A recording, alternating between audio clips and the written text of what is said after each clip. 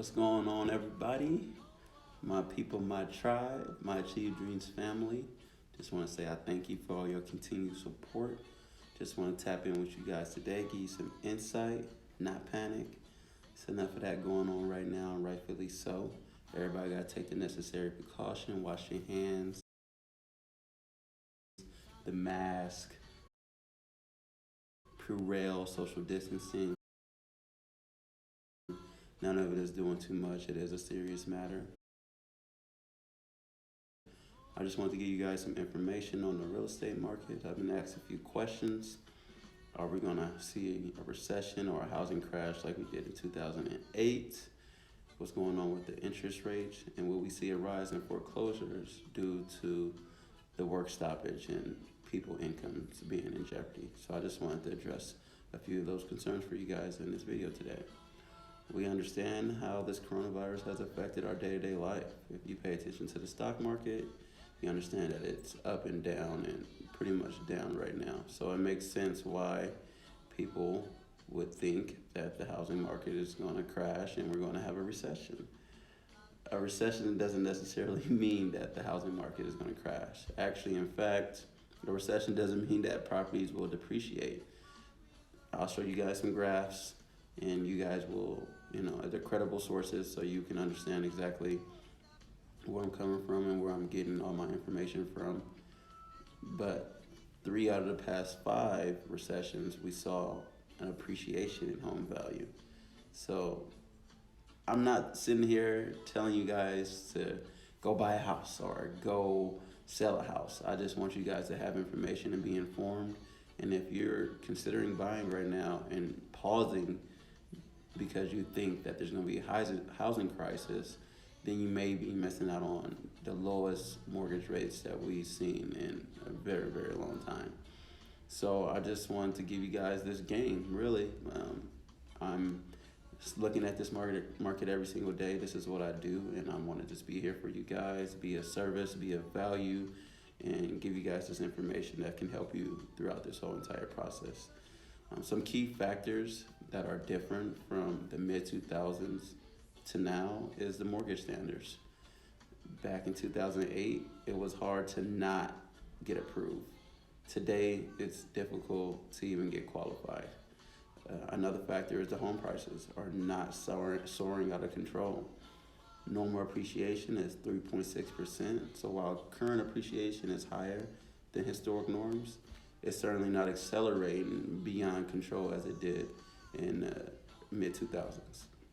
The normal amount of inventory of homes on the market is 6 months. Anything more than that is overabundance and will cause for properties to depreciate. Anything less than that is a shortage and will have continued appreciation on your home. There was a surplus back in 2008.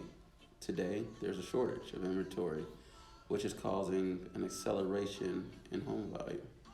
An issue that we have now that we didn't have in 2008 is that houses are becoming more unaffordable and extremely expensive to buy. The affordability formula has 3 components to it: the mortgage rates available at the time, the income of the purchaser, and the home price of the home. 12 years ago, prices were high, incomes were low, and mortgage rates were roughly higher than 6.5%.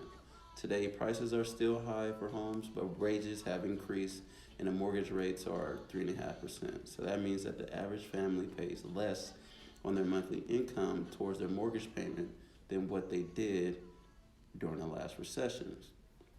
Back then, also, that people were not equity rich as they are today.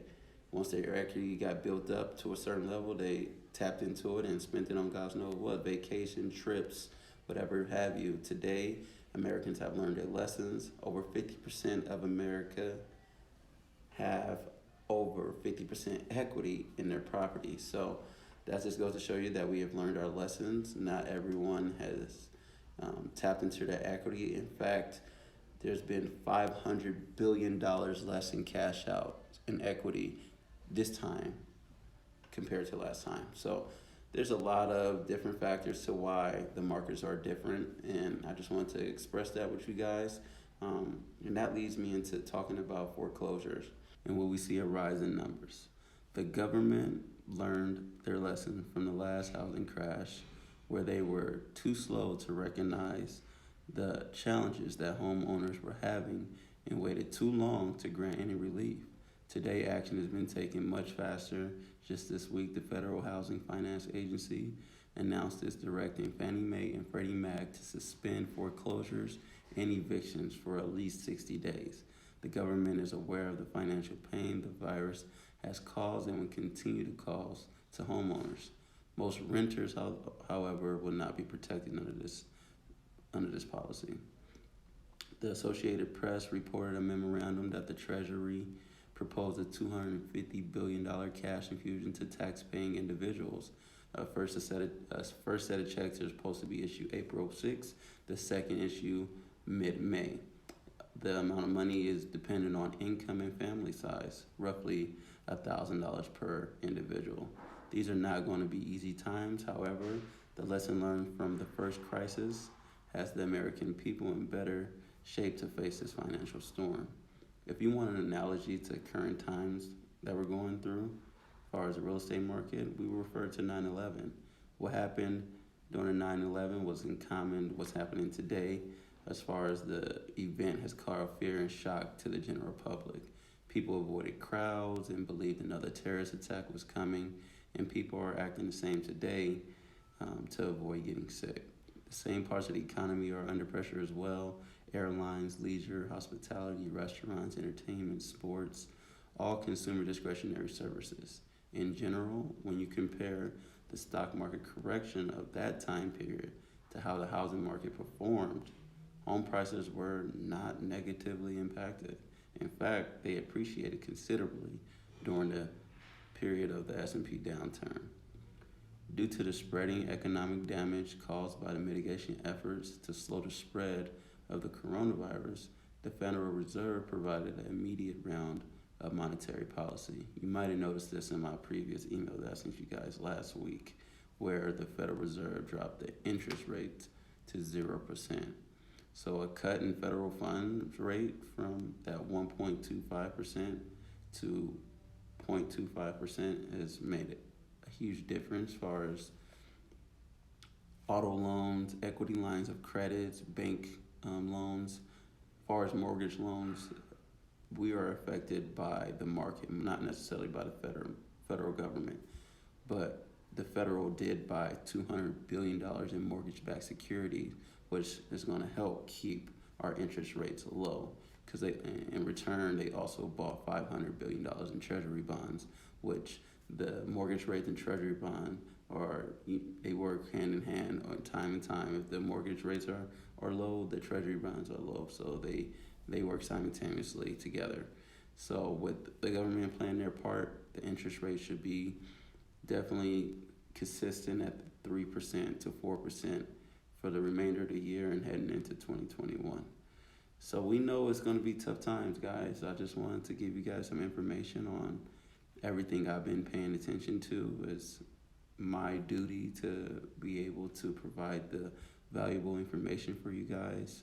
I want you guys to depend on me when it comes to just being reliable and of value. If you need any help with purchasing your home or any questions about the market or how coronavirus is affecting you where you're at personally, feel free to reach out to me. If you have kids that are training and want some information or insight on how to get better while at home, or want to watch film, anything that I can help with, please feel free to reach out to me. We know the situation, the times that we're going through, so more so now than ever that we need to stick together and help each other out. So feel free to reach out. Thanks.